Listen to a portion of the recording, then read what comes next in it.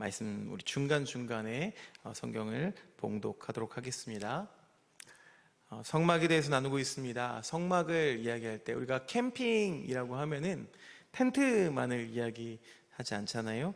그런 것처럼 성막이라고 하면은 텐트와 또 그 사용하는 마당, 뜰까지 포함하는 단어입니다. 여러분, 가끔 저는 그 담장 없는 집, 이런 집을 보면은 참 보기가 좋더라고요. 왜냐하면 이웃과의 그 어떤 교류를 꿈꾸면서 개방성 있는 공간을 이렇게 보면은 마음이 시원해집니다. 그럼 이 성막도 되도록이면 이 담장 없이 마당을 좀 개방하면 좋을 텐데 말이죠. 그렇게 하지 않으십니다. 왜 그러실까요? 하나님은 거룩하신 분이시기 때문이죠. 그래서 성막의 뜰 역시도 거룩한 장소이고 또 성소이기 때문에 구별돼야 되고 또 폐쇄적이어야만 했습니다. 자, 9절부터 16절 한 절씩 교독하겠습니다. 성막들을 두르는 울타리를 만들어라. 가는 실로 짠 모시 휘장으로 울타리를 두르도록 하여라. 남쪽 휘장은 길이가 100자가 되게 하여라.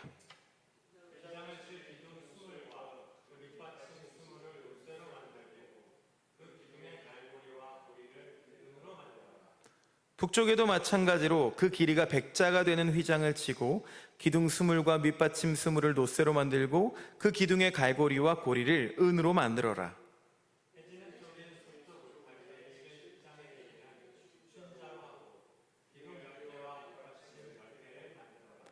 해 뜨는 쪽인 동쪽 울타리도 그 길을 50자로 하여라.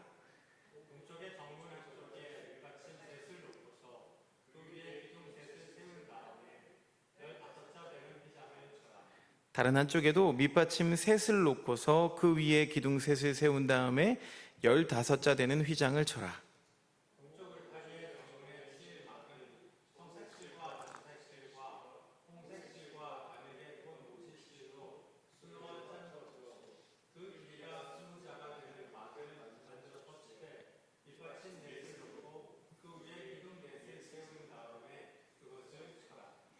네, 읽으면 이렇게 참 복잡한 내용인 것 같지만 좀 쉽게 설명해 보도록 하겠습니다.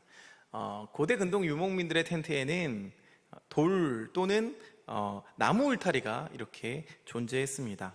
성막에도 이 단체상과 구별하는 울타리 역할을 하는 세마포 휘장이 있습니다. 이 9절에서부터 16절까지는 회막과 뜰을 이 다른 장소랑 구별하기 위해서 쳐야 할 이 울타리에 대해서 순서가 있어요. 이 성막을 설명할 때 보통 남쪽, 북쪽, 서쪽, 동쪽 순으로 이렇게 언급합니다. 동쪽이 마지막에 있는 건 제가 계속 말씀드렸던 것처럼 동쪽에 이 출입문이 있기 때문이죠. 남북쪽 울타리 길이를 보니까 100규빗, 그리고 서동쪽 울타리의 길이는 50규빗. 그래서 가로 세로 2대1 비율을 가진 직사각형의 울타리입니다. 그리하여서 이 총 둘레를 따져보면 약 135m가 나와요. 이 울타리 안의 평수는 그럼 어느 정도 될까요? 약 306평이 됩니다. 306평. 그런데 이 회막 안에 있는 평수가 18평 정도라고 말씀드렸으니까 이 회막의 그 면적은 뜰 전체 면적에 비교해서는 약 16분의 1밖에는 되지 않는 겁니다. 그만큼 마당이 넓은 거예요. 자, 이 넓은 공간을 울타리 같은 이 세마포 휘장으로 두르려면은 기둥들이 필요했죠. 그렇죠? 기둥들이 세워져 있어야 5규빗 간격으로 이 기둥들을 세워서 뜰 휘장을 받치는 골격이 되게 했습니다. 그래서 그 기둥과 흰색 휘장을 연결하는 데 필요한 도구들도 있어야겠죠. 갈고리 그리고 가름대 이런 것도 필요했다라는 것을 말씀을 보면 우리가 찾아볼 수가 있습니다. 17절부터 19절 말씀 이어서 같이 한 목소리로 읽어보겠습니다. 시작. 울타리 사면의 기둥에는 모두 은고리와 은갈고리를 달고 그 밑받침은 노쇠로 하여라. 울타리를 두른 뜰의 길이는 100자, 너비는 50자, 높이는 5자로 하여라. 가는 실로 짠 모시를 둘러치되 노쇠로 된 밑받침을 받쳐야 한다. 성막에서 각종 제사에 쓰는 기구와 성막의 말뚝과 울타리의 말뚝은 모두 노쇠로 만들어야 한다. 17절 말씀 보니까 가름대와 갈고리는 은으로 만들었고 또 받침대는 노수로 제작했습니다. 19절 말씀 보니까 말뚝과 또 포장 말뚝이라는 게 있는데 당연히 이것도 노수로 제작되었습니다. 여러분, 왜 노신지는 이미 여러 번 설명을 드렸습니다. 18절에 보니까 뜰 휘장의 높이가 보니까 5규빗, 약 2.25m가 되겠죠. 그럼 기둥들도 그 높이와 똑같았을 겁니다. 2.25m의 높이의 기둥과 휘장이 이렇게 간격을 5규빗 간격으로 설치되어 있는 셈입니다. 성막의 높이가 약 10규빗 정도니까 이 울타리의 높이는 성막 높이의 거의 절반 높이였습니다. 그러니까 밖에서 보면은 이 울타리 안에 있는 사람들은 잘 안 보이겠죠. 2.25m니까 뭐 거인이 아니고는 잘 안 보일 거예요. 그리고 이제 성막이 한 절반 정도 보이는 그런 그림을 생각해 보시면 될 것 같습니다. 자, 16절에는요 특별히 설명하고 있는 게 있습니다. 뜰의 문이죠. 제1 출입문을 역할을 하고 있는 너비 20규빗짜리 9m짜리의 휘장을 소개합니다. 높이는 똑같겠죠. 2.25m 5규빗이겠죠. 근데 울타리로 쓰인 휘장, 그게 다 다른 건 흰색 세마포인데 반해서 이 출입문 역할을 하는 휘장은 역시 청색, 자색, 홍색 실로 제작된 컬러풀한 휘장이었습니다. 이 공간은 이제 하늘 공간이라는 것을 표현하고 있는 거죠. 자, 울타리 출입문을 지나서 들어오면 제2 출입문이라고 할 수 있는 회막의 출입문이 있습니다. 회막의 출입문은 너비와 높이 둘 다 10규빗입니다. 4.5m, 4.5m 정사각형 크기죠. 제3 출입문이라고 할 수 있는 지성소의 휘장도 역시 마찬가지로 청색, 자색, 홍색 실로 제작된 컬러풀한 휘장이었습니다. 그러니까 모든 그 출입문의 재료는 동일했습니다. 가로, 세로 사이즈는 조금씩 차이가 있지만 면적을 계산해 보면 약 6평 정도의 면적이 나옵니다. 똑같습니다. 이 세 개의 출입문 역할을 하는 휘장이 모두 청색, 자색, 홍색 실로 제작된 건 말씀드린 것처럼 이 문이 하늘로 들어가는 문임을 상징하고 있는 거예요. 성막의 뜰을 두르는 다른 휘장은 사람에게서 나온 거지만 성막의 문은 다릅니다. 하늘에 속해 있다는 표현인 거예요. 하늘에 이르는 문은 하늘에서 내려와야 됩니다. 이미 말씀드렸던 것처럼 지성소의 문에는 조금 다른 표현들이 있죠. 이 그룹들을 새겨 넣었습니다. 그러니까 천사들이 지키고 있는 거죠. 자, 유대인들이 당시에 성막을 어떻게 이해했는지를 6세기경에 제작된 유대 회당, 시나고그라고 부르죠. 시나고그에 있는 모자이크 작품, 이렇게 타일을 여러 개를 붙여놓은 거예요. 모자이크 작품을 통해서 조금 알 수가 있습니다. 이스라엘 골짜기 근처에 있는 베이트 알파라는 마을에서 주 6세기경의 유대인의 시나고그 흔적이 발견되었습니다. 이 시나고그 바닥에는 3개의 연결된 모자이크가 있는데 상태는 그렇게 좋지 못해서 정확한 사진을 찾기 좀 어렵더라고요. 그런데 이 모자이크를 통해서 유대인들이 당시에 생각하고 있었던 하늘의 삼중구조, 삼층천이라고 하죠. 그 삼층천을 좀 볼 수가 있고요. 첫 번째 모자이크를 보면은요, 아브라함 왼쪽으로부터 시작됩니다. 아브라함이 모리아산에서 이삭을 희생제물로 드리는 장면을 표현한 작품입니다. 모리아산은 뭐라고 부르냐면 땅과 맞닿은 하늘, 그러니까 구름의 하늘이라고 부르는데, 고대인들은요 이렇게 하늘로 높이 솟아있는 산을 하늘과 땅을 연결해주는 영적인 장소로 인식했습니다. 우리나라도 약간 그런 부분이 없잖아 있죠. 그래서 에덴도 산이고 지금 하나님과 이스라엘이 언약을 체결하고 있는 이곳도 하나님과 이스라엘 백성들이 언약을 체결하고 있는 곳이 어디죠? 시내산도 마찬가지로 하늘과 땅이 연결되는 영적인 장소이죠. 자, 성막의 울타리를 흰색 천으로 둘러친 이유가 바로 여기에 있습니다. 구름이 시내산을 덮은, 구름은 하늘을 상징하죠. 이 모리아산의 모자이크를 성막에 좀 대입해 보면 뜰의 문은 땅과 맞닿은 하늘의 문입니다. 하늘과 땅을 연결해 주는 것을 이렇게 표현해 내고 있다는 거예요. 성막의 울타리도. 자, 두 번째 모자이크, 이 모자이크 작품 보면은 회당 중앙에 있는데 황도대를 표현했습니다. 황도대는 뭐냐면요, 지상에서 볼 때, 이 땅에서 볼 때 태양이 움직이는 황도 주위에 7개의 행성이 동행하는 하늘 공간을 표시해 놓은 겁니다. 이 공간에 보면은 12별자리도 있고, 그러니까 별들의 하늘을 이 당시의 사람들이 표현해 낸 거죠. 이 작품 역시 성막에 좀 대입해 보면 성막의 문은 별들의 하늘로 들어가는 문인 거예요. 성소 안에는 뭐가 있죠? 7등잔대와 등불이 결국 황도대의 7별을, 7행성을 상징하고 있는 겁니다. 밝게 빛나잖아요, 7등잔대가. 자, 세 번째 모자이크는 거룩한 하늘문을 표현했습니다.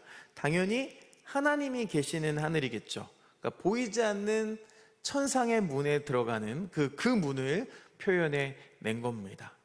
성막에 대입해 보면 그래서 마지막 이 지성소문은 하나님이 계시는 하늘로 들어가는 문이라는 겁니다.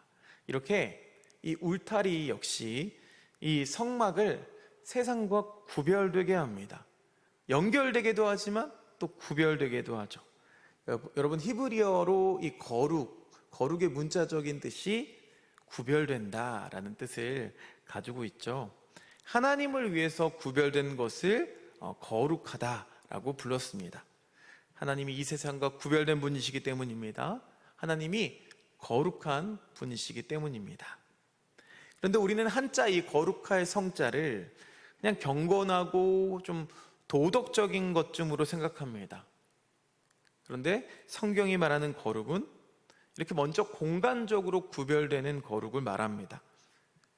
하나님을 위해서 공간적으로 구별된 상태를 거룩하다라고 말하고 있는 거죠. 그래서 울타리를 침으로 인해서 이 성막은 지상으로부터는 구별되는 공간이 됩니다. 우리나라에도 이제 캘리포니아 주가 있다고 하더라고요. 우리나라 안에 평택 미군 기지 이런 데가 일산 여의도의 한 3배 정도 되는 크기인데 거기가 캘리포니아 주더라고요.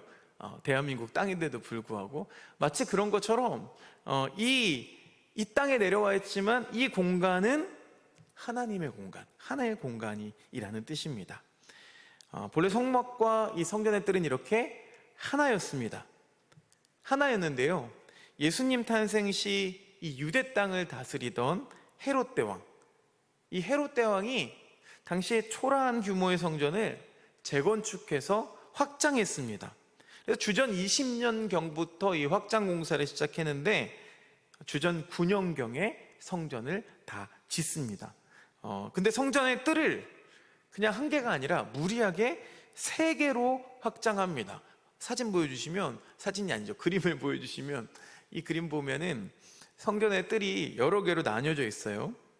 공사기간이 그래서 성전 뜰을 확장하는 것 때문에 원래는 성전은 다 지어졌는데 성전 뜰 때문에 나중에 한 75년 정도가 더 걸려요. 그래서 주전 9년경에 성전이 다 지어졌는데 주후 64년에 되어서야 완공이 됩니다.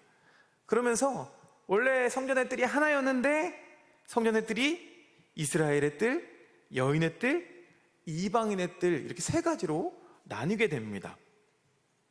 본래 성전의 뜰이었던 공간은 이스라엘의 뜰이 되었고 추가된 여인의 뜰, 이 여인의 뜰이 원래 성전 너비만큼 성전 동쪽에 따로 조성되어 있었습니다. 근데 여인의 뜰에는 여러분 기억하실지 모르겠지만 여인의 뜰에도 헌금함이 놓여 있었습니다. 그래서 가난한 과부가 2 렙돈을 헌금한 헌금함이 바로 여기에 있는 헌금함이죠. 그리고 성전과 여인의 뜰을 합친 것보다도 2배나 더 넓은 이방인의 뜰이 성전 남쪽 북쪽에 나누어져서 조성되었습니다. 자, 이방인의 뜰은 어떤 역할을 할까요? 이방인의 뜰에는요, 행각이 열려서 환전상들, 또 비둘기 파는 상인들이 자리를 잡게 됩니다. 그래서 예수님이 이들을 쫓아버리시죠. 특히 이방인의 뜰은요, 그 경계를 구분하기 위해서 낮은 돌담도 세웠습니다. 그리고 그 돌담에는 이런 경고 문구가 붙어 있었다고 해요. 이방인은 이 안쪽 뜰과 성소 주변으로 들어올 수 없다. 들어오다가 잡히는 모든 이방인들은 반드시 죽을 것이다. 이런 경고 문구가 적혀 있었다고 합니다. 자, 이렇게 예수님 당시에 이 헤롯 성전은 이 한 개의 뜰을 3개로 나눠 버리는 결과로 인해서 성전에 원래는 3중 거룩이죠. 출입문이 3개가 있었으니까. 그런데 그것을 5중 거룩으로 만들어 버렸습니다. 그러니까 당시의 유대교가 얼마나 강압적이고 얼마나 불필요한 이 정결과 불결의 전통으로 이 사람들을 괴롭혔는지를 잘 보여주고 있는 대목입니다. 이렇게 여인의 뜰, 이방인의 뜰, 이름만 들어봐도 유대교가 얼마나 여인들이나 이방인들을 차별했는지를 우리가 충분히 짐작할 수가 있죠. 근데 특히 이방인들을 향한 이 경고문이야말로 예수님 당시의 이 유대교가 이 여호와 하나님을 얼마나 오해하고 있었는지, 이 구약 성경의 하나님보다 더 못한 하나님을 이들이 신봉하고 있다는 증거가 됩니다. 여호와 하나님은요, 구약 성경에서도 이방인들이 하나님 백성이 되는 길을 막지 않으셨습니다. 열어놓으셨습니다. 출애굽의 어떤 구원을 체험한 무리 가운데는 이방인도 섞여 있었죠. 자, 그 이방인의 아들이 누구입니까? 바로 갈렙입니다. 갈렙. 심지어 가나안 땅을 정복할 때도 기생 라합, 그리고 기브온 주민들도 구원과 보호를 받을 수 있었습니다. 선지자 시대도 마찬가지죠. 선지자 시대에도 요나를 통해서 니느웨 성 주민들을 구원하시기도 하셨습니다. 그런데 이 막아놓지 않은 그 문들이 더 3중에서 이제 5중으로 걸어 잠그게 되었다는 거예요. 여러분, 오늘날 우리들에게는 이 3중의 하나님의 집도 또 3중의 거룩도 없습니다. 5중은 당연히 없겠죠. 또 예수님이 이 땅에 오셔서 이렇게 몇 단계에 걸쳐진 차별적인 거룩을 다 허무셨기 때문입니다. 공평한 거룩을 이 땅에 명하신 덕분입니다. 먼저 이방인들에게 차별적인 거룩을 예수님은 폐하셨습니다. 바울은 예수님이 이 차별적인 거룩을 허무셨다라고 선언하고 있습니다. 에베소서 2장 14절 말씀 같이 읽어보겠습니다. 시작. 그리스도는 우리의 평화이십니다.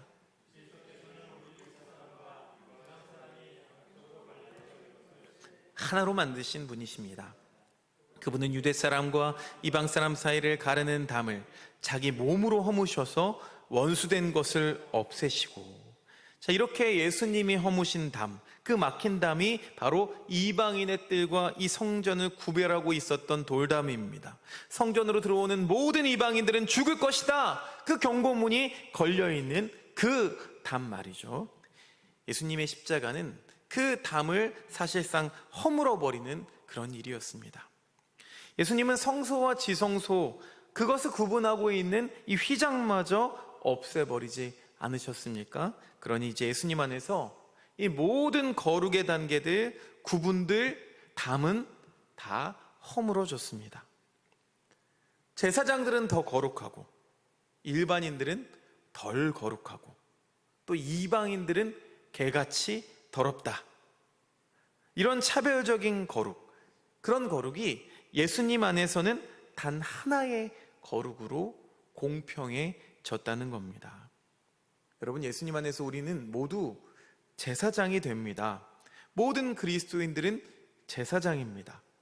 우리의 대제사장이신 예수 그리스도께서 휘장 가운데로 열어놓으신 그 새롭고 산 길을 따라 걸어가셔서 하나님 앞에서 모두 공평하게 단 하나의 명령을 우리가 받았기 때문인데요. 베드로전서 1장 15절부터 16절까지 말씀 읽어보겠습니다. 시작. 여러분을 불러주신 그 거룩하신 분을 따라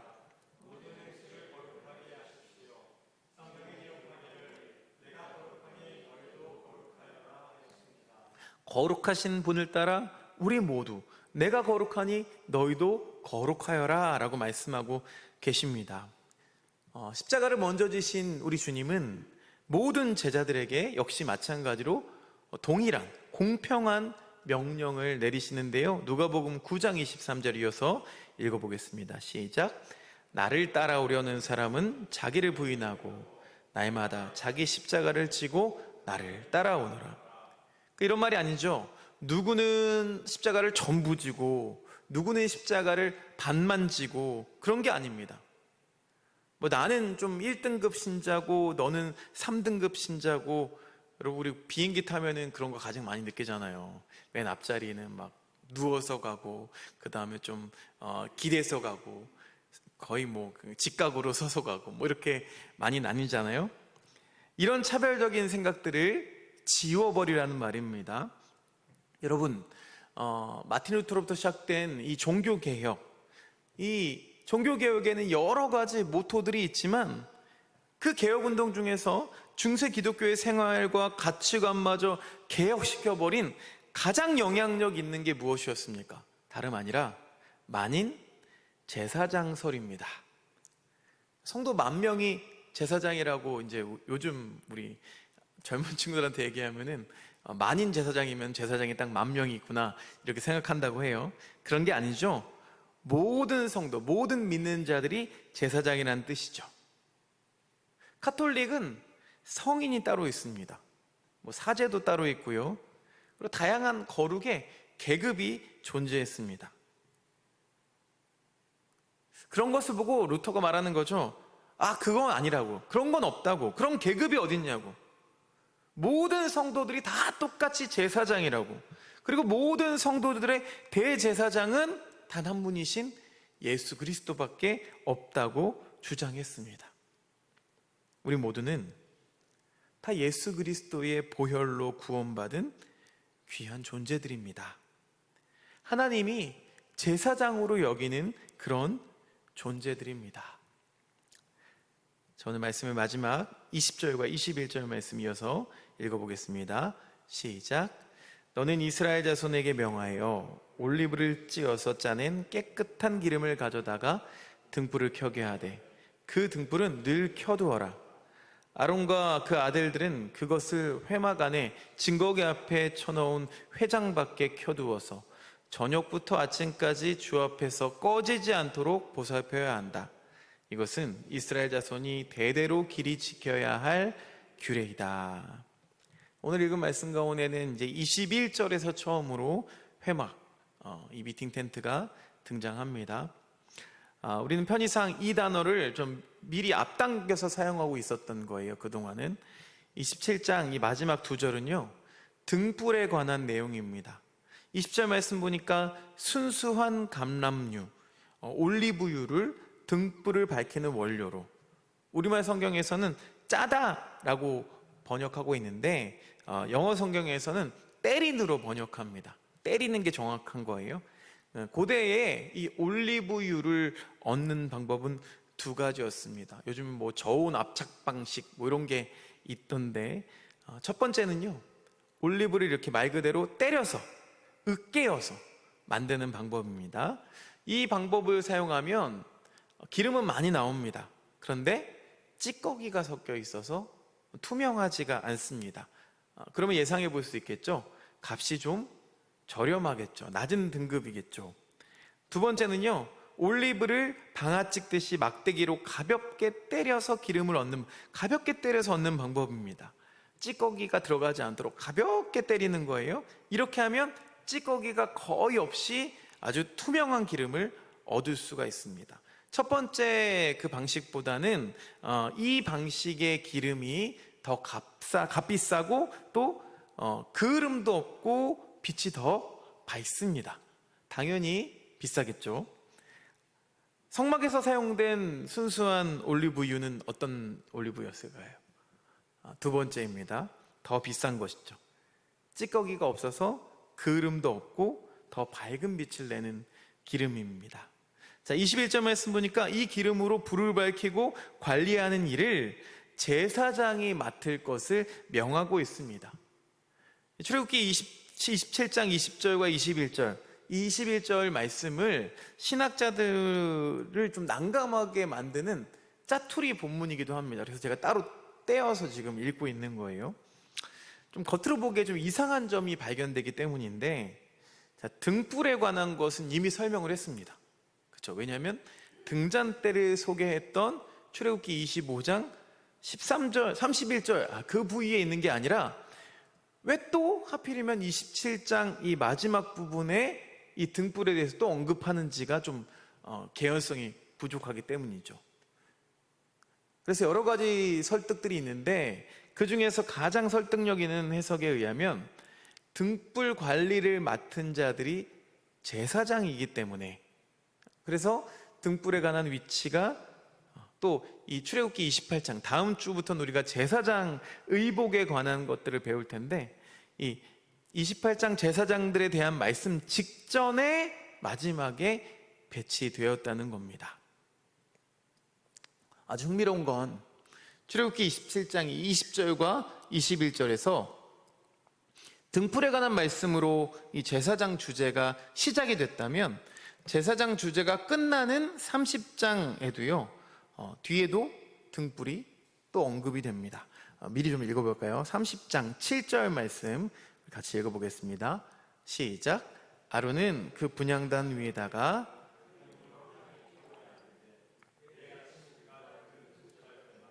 향을 피워야 하고 아론에게 아침마다 그 위에 향기로운 향을 사르되 등불을 손질할 때에 피우라고 명령하고 계십니다. 이것은 이 제사장 본문을 등불에 관한 말씀이 이렇게 북엔드, 책이 있으면 이쪽에 꽂고 이쪽에 꽂은 것처럼 양끝을 이렇게 감싸고 있는 구조를 가지고 있는 거예요. 이렇게 제사장들의 말씀 시작과 끝에 이 등불이 언급되어 있는 건 이 제사장의 역할을 바로 상징하고 있는 겁니다. 제사장은 뭐예요? 등불을 관리하는 자입니다. 그러니까 빛의 중재자 역할을 한다는 거죠. 등불과 제사장의 관계를 보고 오늘날 만인 제사장으로 부름받은 우리들에게도 동일하게 의미가 주어집니다. 제사장이 관리하는 불, 그 불이 하나님에게서 나온 불인 것처럼 우리에게도 하나님으로부터 나온 불이 있죠. 그게 뭡니까? 바로 성령이라는 불입니다. 예수님은 산상설교에서 아주 유명한 선언으로 신약의 제자들의 정체성을 세상 속의 빛이라고 규정하셨습니다. 제사장이 성막의 등불을 매일 관리하는 것이 업무였던 것처럼 우리들도 우리 안에서 이 빛을 밝히고 있는 하나님의 불을 소중하게 여기는 것이 우리들의 업무인 줄로 믿습니다. 그러니 우리는 빛의 자녀로 살아야 합니다. 진정한 그리스도인이라면 어딜 가든지 빛나는 언행을 해야만 합니다. 그렇게 세상 안에서 우리는 빛으로 구별되어야 합니다. 주일 낮에만, 교회에서만 빛나는 존재가 아니라 평일에도 세상 속에서 불을 밝히고 빛나는 존재들이 되어야만 할 줄로 믿습니다. 그냥 빛으로 구별되는 것만으로도 빛은 어둠을 내쫓습니다. 그래서 예수님은 빛의 자녀들이 어둠의 세력들에게 미움을 받을 것이다 라고 예고하셨습니다. 마지막 말씀 요한복음 15장 19절 말씀 마지막으로 읽어보겠습니다. 시작. 너희가 세상에 속하여 있다면 세상이 너희를 자기 것으로 여겨 사랑할 것이다.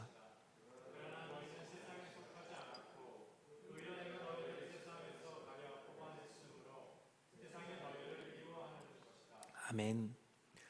남은 이번 한 주간도 어둠의 세상에 불을 밝히는 저와 여러분들이 되시기를 주님의 이름으로 축원드립니다. 저와 여러분 모두 동일하게 제사장으로 세상 속에서 빛을 발하는 존재로 부름을 받았습니다. 그러니 세상이 미워하는 것을 오히려 감사하시면서 빛나는 승리를 거두는 그런 한 주간이 되시기를 주님의 이름으로 축원드립니다.